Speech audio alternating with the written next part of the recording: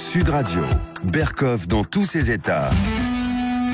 Le face-à-face. Et tout de suite, on accueille l'invité d'André Berkoff, Maude Dugrand, journaliste et auteur de ce livre, La Petite République de Saillant, publié aux éditions du Rouergue. Alors, Maude Dugrand, écoutez, j'ai reçu ce livre, La Petite République de Saillant. J'ai d'abord cru que c'était un roman. Ensuite, j'ai cru que c'était une sottise. Quand j'ai une sottise, pas une sottise, une sottise. Et puis j'ai lu, et c'est formidable. Ce qui se passe à Saillant, donc à 40 km de Valence, au pied du Vercors. C'est ça. Alors d'abord, dites-nous, Maude Dugrand, comment vous êtes venu à parler de Saillant et de cette République? D'abord, non, commençons par le commencement. C'est quoi la République de Saillant, si on avait à la définir? Et je recommande votre livre, on va en parler, je recommande votre livre aux auditeurs de Sud Radio, parce que ce qui s'y passe est vraiment passionnant. Donc un petit peu de contexte d'abord. Un petit peu de contexte. Alors d'abord, en 2012... l'ancien maire, le maire de l'époque du village de Saillant, donc village de 1300 habitants, décide d'accepter l'implantation d'un supermarché à l'extérieur du village. Et ce village a encore la chance d'avoir de nombreux commerces. Il est un des rares dans la vallée. D'accord, dans la vallée de la Drôme. Dans la vallée de la Drôme, oui. Tout à fait. Oui. Et du coup, des citoyens décident de s'organiser contre ce projet. D'abord, n'avait pas l'information, donc arrive à récupérer l'information. Donc il y avait un problème de transparence. Ouais, voilà. D'accord. L'information finit par sortir un petit peu au forceps grâce à un élu d'une intercommunalité qui finalement lâche le morceau. Donc déjà, c'est des conditions qui sont compliquées. Ouais. Déjà le silence, on connaît. Voilà, la question de la transparence se pose. Et du coup, disent à leur maire, c'est pas possible. Maintenant, on sait que pour faire crever un centre de village ou un centre-ville, vous n'avez plus qu'à laisser s'installer des hypermarchés partout. Et maintenant, tout le monde le sait. Et tous les commerces du centre-ville crèvent. Voilà. Crèvent. Ouais. Donc, le maire n'entend pas à l'époque. Donc, un an et demi de mobilisation. 2012, vous dites. 2012, 2013, D'accord. On commence à approcher de 2014. D'accord. Et finalement, le supermarché prend peur et décide de ne pas s'installer. Fort de cette victoire qui a fait naître une espèce de solidarité entre des nouveaux arrivants dans le village et des plus anciens, qui ont travaillé pendant 1 an et demi ensemble contre ce projet qu'ils jugeaient absurde et surtout décidé sans concertation, se disent peut-être que si on a gagné là, peut-être qu'il faudrait qu'on fasse quelque chose les élections de 2014, parce que ce n'est peut-être plus possible de laisser des élus décider comme ça sans en parler avec leurs citoyens. Bien sûr. 2014 approchant, une équipe de citoyens se constitue, décide d'organiser des réunions publiques en disant on n'a pas de programme, on n'a pas de candidat. On vous propose de venir bosser ensemble à la salle municipale. Dis ça aux habitants du village. Voilà, c'est première ça, réunion publique, 150 personnes, ce qui est énorme. Et ils se retrouvent les citoyens se retrouvent par petites tables de 10. Et chacun prend la parole autour de cette table pour réfléchir ensemble pendant 3 heures, parce que la réunion a duré longtemps, à qu'est-ce qu'il nous faudrait pour l'avenir de la commune. Et ça impressionne beaucoup dans le village, parce que beaucoup disaient, j'allais à des réunions publiques, j'essayais de prendre la parole. Souvent, c'est toujours un peu la même histoire. Les candidat, mêmes prennent la parole. La question de la parole est très importante dans cette histoire. On en reparlera. Ouais. Voilà. Ces réunions publiques ont lieu. Un projet s'élabore. Du coup, une liste circule. Qui veut quand même être candidat? Parce que c'est bien joli, mais il va quand même falloir constituer une liste. Donc le papier circule. Ça, c'est la liste s'appelle comment? Pardon. À ce moment-là. Ensemble pour Saillant. Ensemble pour Saillant. D'accord. Donc la liste circule. Donc, la liste circule. Et puis, apparaissent des noms. Les citoyens qui ont travaillé sur l'élaboration de ce projet se disent il faut qu'on travaille sur la gouvernance. C'est-à-dire qu'ils décident d'organiser les choses de telle manière qu'il y a une première adjointe et un maire qui travaillent en binôme. Et on va en parler. Ouais, okay. Résultat, on va en parler après. Ils gagnent les élections. Ils gagnent les élections. Dès le premier tour. Dès le premier tour. 56%. Donc la liste Ensemble pour Saillant gagne les élections. Ouais. Eh bien, vous allez voir comment la République de Saillant s'est faite, comment on l'a travaillé après ceci. Sud Radio. Sud Radio. Parlons vrai. Sud Radio. Parlons vrai. Sud Radio, les clés d'une vie, 13h20, 14h, Jacques Pessis. Nathalie Marquet-Pernaut. Elle a eu plusieurs vies. Elle a d'abord été élue Miss France. Sa notoriété médiatique a encore grandi lorsqu'elle a épousé Jean-Pierre Pernaut. À la famille qu'elle a ainsi construite s'en ajoute une nouvelle, celle du théâtre. Elle est à l'affiche à Paris avec une pièce intitulée Double jeu. Nathalie Marquet-Pernaut est dans les clés d'une vie, aujourd'hui sur Sud Radio. Sud Radio, les clés d'une vie, 13h20, 14h, Jacques Pessis. Votre histoire en bijoux. Sud Radio, Berkoff dans tous ses états. Le face-à-face. Et nous continuons notre conversation avec Maude Dugrand, qui est journaliste et qui a écrit ce livre passionnant. Vraiment, la petite République de Saillant. Vous voyez ce village de la Drône de 1500 habitants. C'est aux éditions du Rouergue. Et je veux dire pourquoi je vous le recommande, parce que c'est effectivement un exemple à suivre pour beaucoup de communes de France qui sont affrontées au même problème. Alors, vous nous avez parlé supermarché. Donc, on a été élection en 2014. La liste gagne au premier tour. Et alors, comment ça s'organise ? Comment on s'organise ? Comment la parole circule ? Comment l'initiative se fait au niveau du village ? Alors déjà, les élus ont décidé de travailler en binôme. C'est-à-dire qu'ils se sont dit, on va essayer de sortir de la concentration des pouvoirs. Et aussi de l'isolement. Parce que les petits élus locaux, ils se retrouvent parfois tout seuls avec les dossiers. Et c'est souvent le maire et les premiers adjoints qui travaillent, et puis les autres sont un petit peu dilués. Donc là, ils travaillent tous en binôme. La première adjointe et le maire ont fonctionné ensemble pendant 6 ans, à s'appeler 10 fois par jour quand ils n'étaient pas ensemble, je suis témoin. Ouais. Et chaque conseiller municipal, pareil, travaillait en binôme, voire en trinôme. Voire trinôme. Voilà. D'accord.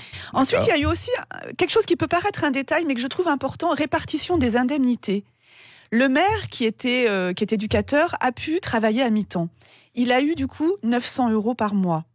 Les premiers adjoints ont eu 250 € et tous les conseillers municipaux ont eu 140 €. Donc en fait, le gâteau a été réparti entre tout le monde. On reconnaît que chacun donne une part, et même si elle est toute petite... Même si elle est petite, on le paye en fonction. On la partage, donc c'est quand même pas anodin non plus. Absolument. Voilà. Alors, les 3 gros points importants pour cette mairie, c'était la collégialité, donc je viens de vous expliquer que ça fonctionnait différemment, mais aussi la transparence, puisque pour le supermarché, on n'avait pas eu l'info, et la participation. Et ça, c'était le gros morceau, évidemment. Alors, la participation, comment ça se passe ? Donc, la participation, c'était convaincre les gens de venir participer aux décisions de la mairie. Dans les une semaine après les élections, les portes de la mairie s'ouvrent. Les habitants viennent s'inscrire dans des listes, des commissions, 8 commissions prioritaires. Ah oui. Et venez vous inscrire, venez travailler avec nous. Par exemple, premier dossier important qu'il a fallu gérer à l'époque, c'était la réforme des rythmes scolaires. Oui. Eh bien, du coup, des citoyens, une quarantaine, sont allés s'inscrire dans un petit groupe d'une quarantaine, enfin petit si on peut dire, et ils ont travaillé à faire plusieurs réunions pour se mettre d'accord sur ce qu'ils décidaient pour la rentrée prochaine autour de la réforme des rythmes scolaires. Voilà. D'accord. Donc ça a été dès le départ mis en place sur les sujets qui vous intéressent. Vous venez et on travaille sur plusieurs réunions. Alors parfois, les critiques... Et tout sujet, au sujet ouvert... La couleur des pots de fleurs aussi. D'accord. Les choix de la couleur des pots de fleurs de la grande rue aussi ont été débattus. Ça leur a été un peu reproché. Certains leur disaient non mais ça c'est quand même pas très intéressant ou pas très important. Mais voilà, mais tout on le était fait, débattu, voilà, on le fait. Tout est en débat, très bien. Tout est en débat, absolument.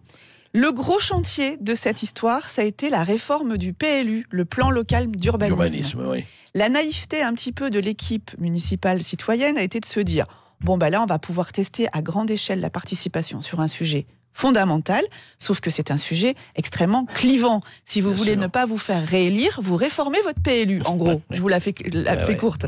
Et donc, du coup, là, vous avez à la fois la notion de la propriété privée qui va se télescoper avec l'intérêt collectif. C'est vachement compliqué.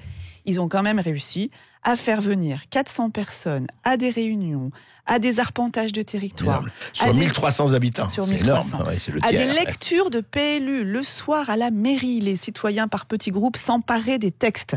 Donc là, on a été vraiment dans ce qu'ils avaient réussi à faire aussi autour du supermarché, dans cette notion qu'à plusieurs, on apprend.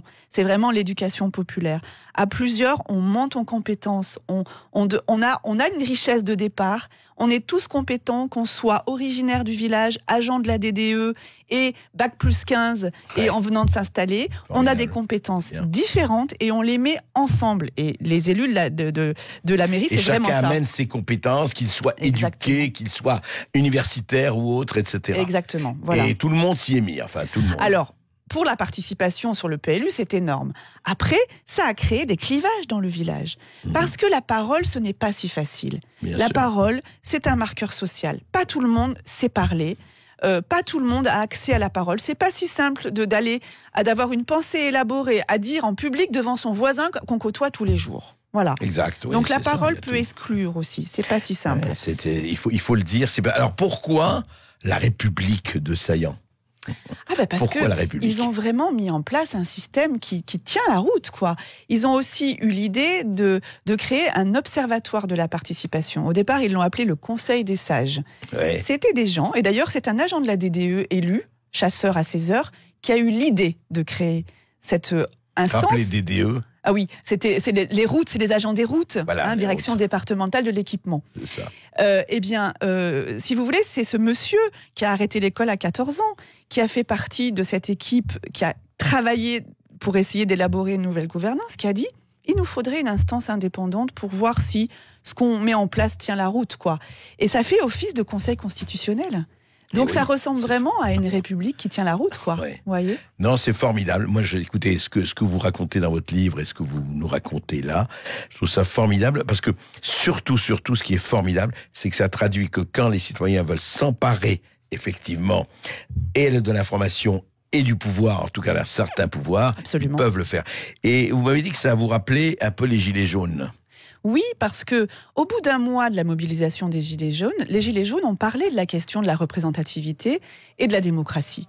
Et moi, j'ai vraiment senti une soif de démocratie. Que les ronds-points étaient un lieu où, notamment, moi j'ai été touchée en tant que femme, où j'ai vu des femmes seules élevant leurs gamins toutes seules qui d'un coup prenaient la parole pour dire voilà, moi je travaille, je suis au SMIC, je m'en sors pas. Et j'ai besoin de venir vous le dire ici. Donc il y a eu quelque chose qui s'est passé autour de cet endroit qui disait nous ne sommes pas entendus. Et la démocratie ne nous entend pas. Il y a quelque chose qui ne va pas. Et Saillant avait mis en place déjà depuis 6 ans un système qui dit il faut que les citoyens puissent s'exprimer. Il faut que il faut que cette démocratie s'aère. Il faut qu'on puisse organiser d'autres... et je pense que notamment la Convention citoyenne sur le climat, je ne sais pas ce qu'elle va donner. Parce qu'elle vient d'en haut, on est bien d'accord. C'est Monsieur Macron qui l'a élaborée. Oui, tout à Mais fait. par contre, je suis convaincue que ceux qui y participent vivent quelque chose de transformant comme ceux qui l'ont vécu à Saillant. Oui, c'est ça. C'est cette participation, cette prise de parole. Vous savez, n'importe quel citoyen d'un coup se retrouve à travailler. Michel de Certeau, en mai 68, avait dit « On a pris le pouvoir comme on prend la Bastille ». Il y a quelque chose de ça, la prise de parole, elle est là. Comment on réagit, dites-moi? Est-ce qu'il y a eu des réactions, je dirais, du département, du préfet, de la région, etc. Ou pas du tout? Ils disaient, ce petit village, il fait sa petite expérience, c'est sympathique. Si, et voilà. Ils ont été... Oui, le préfet... La mairie de Saillant a travaillé. Au début, l'Interco a très mal réagi. Faut bien dire les choses. L'intercommunalité, oui. L'intercommunalité a très mal réagi. En disant, réagi. qu'est-ce que c'est que ça? Qu'est-ce qu'ils font? Oui. Normalement, le maire de Saillant devait être nommé vice-président de manière automatique et ils l'ont écarté au départ. D'accord, oui. Bon, donc ça a été un petit peu compliqué. Mais très vite, à l'usage du travail, ils ont fait leur place. Ils ont noué des liens avec toutes les instances départementales, avec le préfet, et franchement, ils n'ont pas à rougir parce que ils ont la Cour des comptes a rendu un rapport sur les comptes qui sont sains. Et ils ont vraiment noué une relation professionnelle. Pas de déficit, tout va bien. Enfin, les comptes sont à l'équilibre. Sains, absolument. Formidable. Voilà. À Paris, nous avons 6 milliards de dettes, mais voyez, enfin, chacun sa dimension. Juste un mot. Alors, la mairie, enfin, ceux qui sont là, se représentent là dans 2 semaines. Voilà, une partie de l'équipe se représente. Du coup, la liste est constituée. Ça y est. Et il y a aussi une liste d'opposition qui est née au moment notamment de la réforme du PLU. Parce que évidemment c'est extrêmement clivant et c'est très intéressant parce qu'il y a quand même des villages qui ont du mal en ce moment à constituer des listes. À Saillant, il y en a 2. Et du coup là, ça parle de questions de fond, ça parle de questions de fond politique, de projets de société. Ça discute. C'est un village où je trouve la chose publique irrigue le village. On n'est pas dans l'enfermement, on n'est pas dans l'abstention, on n'est pas dans le rejet. Voilà, la politique, les citoyens s'en passionnent dans le village. Et voilà pourquoi une république comme celle de Saillant, je recommande, c'est un modèle et je pense que la France s'en sortira s'il y a 10, 20, 30, 400 et pourquoi pas 5000 Saillants.